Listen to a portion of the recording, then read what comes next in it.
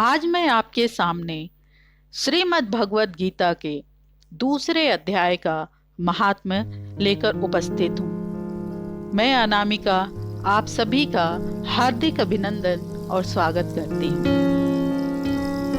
और उम्मीद करती हूँ कि आप सभी का साथ और सहयोग निरंतर बना रहेगा।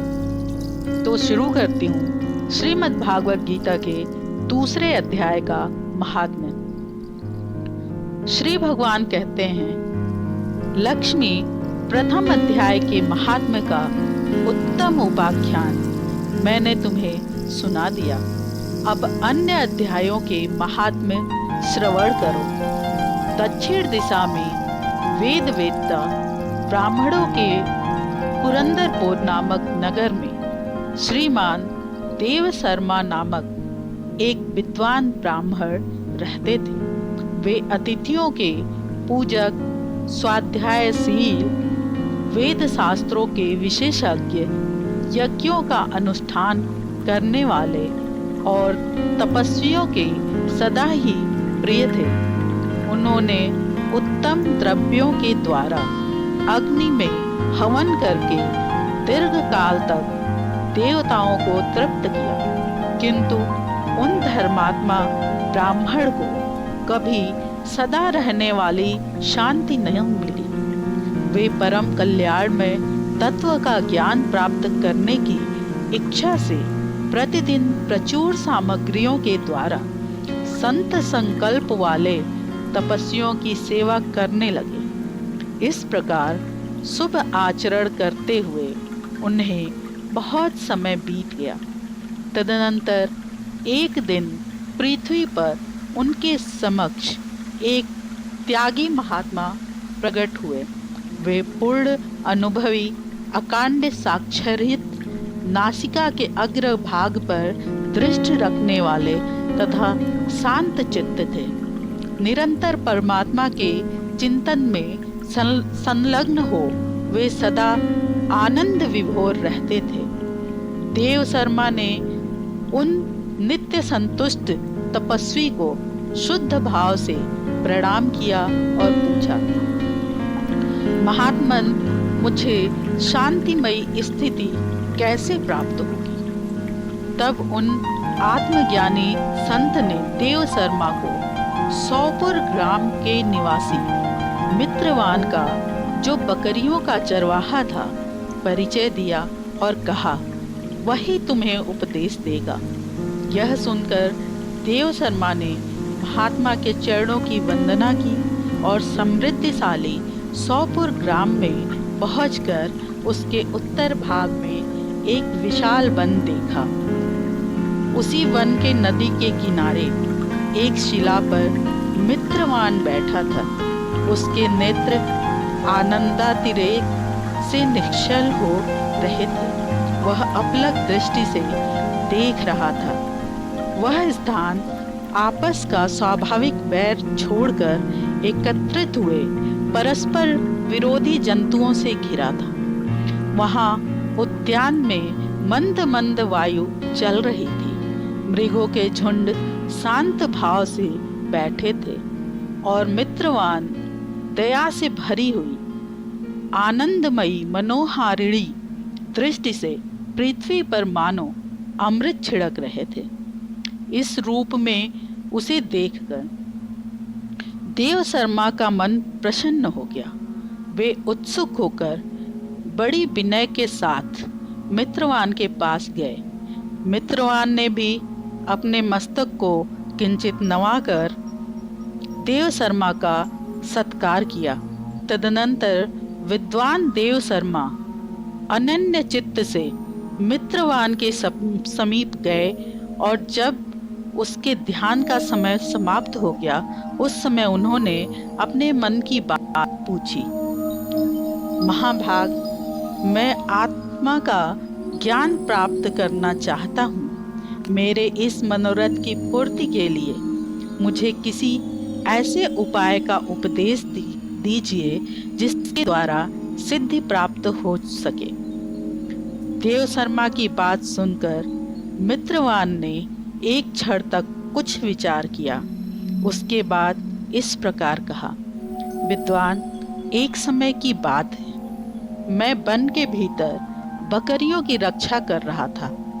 इतने में ही एक भयंकर व्याघ्र पर मेरी दृष्टि पड़ी, जो मानो सबको ग्रस लेना चाहता था।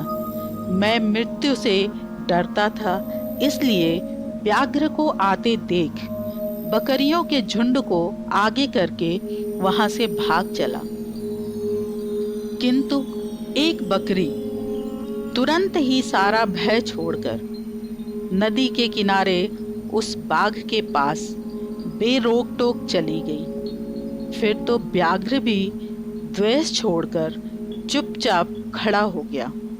उसे इस अवस्था में देखकर बकरी बोली, व्याघ्र, तुम्हें तो अविष्ट भोजन प्राप्त हुआ है। मेरे शरीर से मांस निकालकर प्रेम पूर्वक खाओ। तुम इतनी देर से खड़े क्यों हो? तुम्हारे मन में मुझे खाने का विचार क्यों नहीं आ रहा है? व्याघ्र बोला, बकरी, इस स्थान पर आते ही मेरे मन में द्वेष का भाव निकल गया, भूख प्यास भी मिट गई, इसलिए पास आने पर भी अब मैं तुम्हें खाना नहीं चाहता। व्याघ्र के यूं कहने पे बकरी बोली, न जाने मैं कैसे निर्भय हो गई हूँ। इसमें क्या कारण हो सकता है? यदि तुम जानते हो तो बताओ। यह सुनकर व्याघ्र ने कहा, मैं भी नहीं जानता। चलो सामने खड़े हुए इन महापुरुष से पूछे। ऐसा निश्चय करके वे दोनों वहां से चल दिए। उन दोनों के स्वभाव में यह विचित्र परिवर्तन देखकर मैं बहुत विस्मय में पड़ा था। इतने में ही उन्होंने मुझसे ही आकर प्रश्न किया। वहां वृक्ष की शाखा पर एक वनराज था। उन दोनों के साथ मैंने भी वनराज से पूछा। विप्रवर, मेरे पूछने पर वनराज ने आदर पूर्वक कहा, अजापाल, सुनो, इस विषय में मैं तुम्हें प्राचीन वृत्तांत सुनाता हूँ। यह सामने वन के भीतर जो बहुत बड़ा मंदिर है, उसकी ओर देखो। इसमें ब्रह्मा जी का स्थापित किया हुआ एक शिवलिंग है। पूर्व काल में यहाँ सुकर्मा नामक एक बुद्धिमान महात्मा रहते थे, जो तपस्या में संलग्न होकर इस मंदिर में उपासना करते थे। वे वन से फूलों का संग्रह कर लाते और नदी के जल से पूजनीय भगवान शंकर को स्नान कराकर उन्हीं से उनकी पूजा किया करते थे। इस प्रकार आराधना का कार्य करते हुए सुकर्मा यहाँ निवास करते थे। बहुत समय के बाद उनके समीप किसी अतिथि का आगमन हुआ। सुकर्मा ने भोजन के लिए फल लाकर अतिथि को अर्पण किया और कहा, विद्वान, मैं केवल तत्व ज्ञान की इच्छा से भगवान शंकर की आराधना करता हूँ। आज इस आराधना का फल परिपक्व होकर मुझे मिल गया, क्योंकि इस समय आप जैसे महापुरुष ने मुझ पर अनुग्रह किया है। सुकर्मा के मधुर वचन सुनकर तपस्या के धनी महात्मा अतिथि को बड़ी प्रसन्नता हुई। उन्होंने एक शिलाखंड पर गीता का दूसरा अध्याय लिख दिया और ब्राह्मण को उसके पाठ एवं अभ्यास के लिए आज्ञा देते हुए कहा, ब्राह्मण, इससे तुम्हारा आत्मज्ञान संबंधी मनोरथ अपने आप सफल हो जाएगा। यूं कहकर वे बुद्धिमान तपस्वी सुकर्मा के सामने ही उनके देखते देखते अंतर ध्यान हो गए। सुकर्मा विस्मित होकर उनके आदेश के अनुसार निरंतर गीता के द्वितीय अध्याय का अभ्यास करने लगे। तदनंतर दीर्घ काल के पश्चात अंतःकरण शुद्ध होकर उन्हें आत्मज्ञान की प्राप्ति हुई। फिर वे जहाँ जहाँ गए वहाँ वहाँ का वन शांत हो गया। उनके शीत उष्ण और राग द्वेष आदि की बाधाएं दूर हो गई। इतना ही नहीं, उन स्थानों में भूख प्यास का कष्ट भी जाता रहा तथा भय का सर्वथा अभाव हो गया। यह सब द्वितीय अध्याय का जप करने वाले सुकर्मा ब्राह्मण की तपस्या क्या ही प्रभाव समझो। मित्रवान कहता है, वनराज के यूं कहने पर मैं प्रसन्नता पूर्वक बकरी और बाघ के साथ उस मंदिर की ओर गया। वहां जाकर शिलाखंड पर लिखे हुए गीता के द्वितीय अध्याय को मैंने देखा और पढ़ा। उसी की आवृत्ति करने से मैंने तपस्या का पार पा लिया। अतः भद्र पुरुष, तुम भी सदा द्वितीय अध्याय की ही आवृत्ति किया करो। ऐसा करने पर मुक्ति तुमसे दूर नहीं रहेगी। श्री भगवान कहते हैं, प्रिय, मित्रवान के इस प्रकार आदेश देने पर देव शर्मा ने उनका पूजन किया और उन्हें प्रणाम करके पुरंदरपुर की राह ली।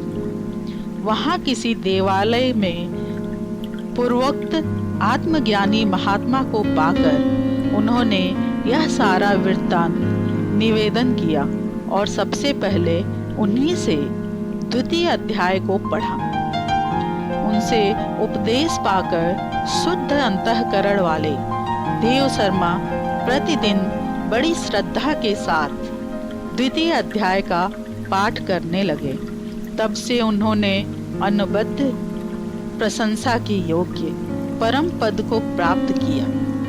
लक्ष्मी यह द्वितीय अध्याय का उपाख्यान कहा गया है। इसी के साथ मैं अपनी वाणी को विश्राम देती हूँ। जय सनातन, जय भारत।